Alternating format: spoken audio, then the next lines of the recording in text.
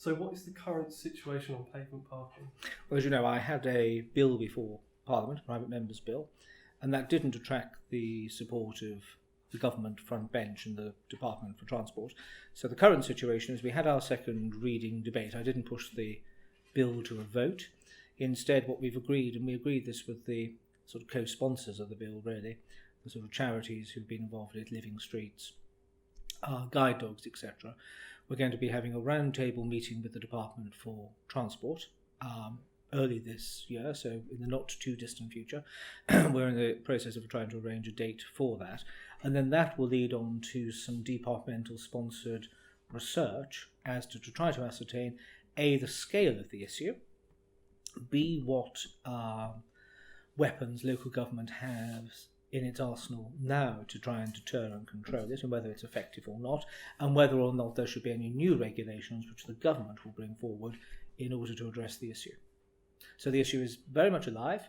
It is on the desk of ministers, and we'll continue to press the case as much as we can. Okay.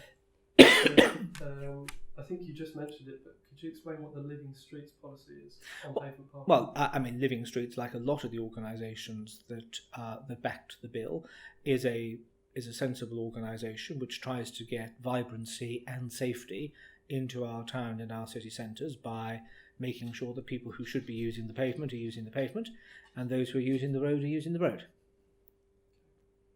What is your personal opinion on pavement parking? Is it something that affects you?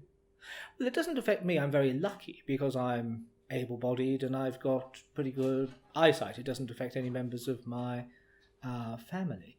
But what I did do under the auspices of the RNIB was to spend 40 minutes in my constituency blindfolded with a white stick. And then you sort of suddenly realise the huge vulnerability that you have as a pedestrian, and the quite large array of objects which act as barriers to try and block you from moving from A to B. And this is an issue which doesn't just affect the disabled. It affects mums and dads who are trying to push a buggy. It involves children who are trying to get their own way to school, to save them having to walk out into the carriageway to get round a parked vehicle. Likewise, those who are either in mobility scooters or using some other aid to assist their mobility are often finding their pathway blocked. So it is something which affects a vast array of our constituents and people in the country, not just those who suffer from either blindness or visual impairment. Yeah, I think when we interviewed some of the public, I mean, the biggest concern was buggies. Yes. Was people with children. So what are your aims as a group to try and bring this legislation forward? Well, we don't know if there's going to be legislation as yet, because it could actually be that it's just a revision to guidance, or it could be new guidelines which are issued. It doesn't always automatically have to be primary legislation which deals with these matters. What I'm hoping is, and indeed what those who've been involved with drafting and supporting the bill are, is that the new system, if there is to be a new system, is clear, but more importantly that it is simple. At the moment, if you're a council and you're trying to deal with a great raft of issues, to be thinking about traffic regulation orders and the consultation that sits behind it and where the signage is going to go and can you afford it, etc., does make for people just going, this is too big an issue to deal with, we're just going to switch off. So I think the primary aim that we have is certainty, clarity, simplicity. Do you see it being a successful ban which the public will appreciate? Well, I think so.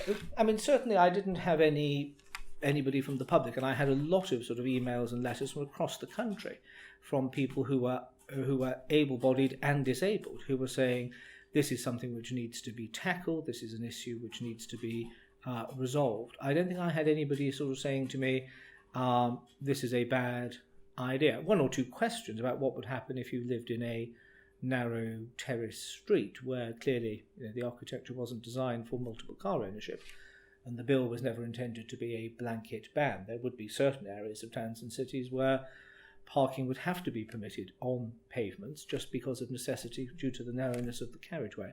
But I think most people in the country would say anything which assists those who are, in inverted commas, vulnerable, close inverted commas, to get into our towns and cities in a more certain way and to be able to move around them with a greater degree of security would be and should be seen as a good thing.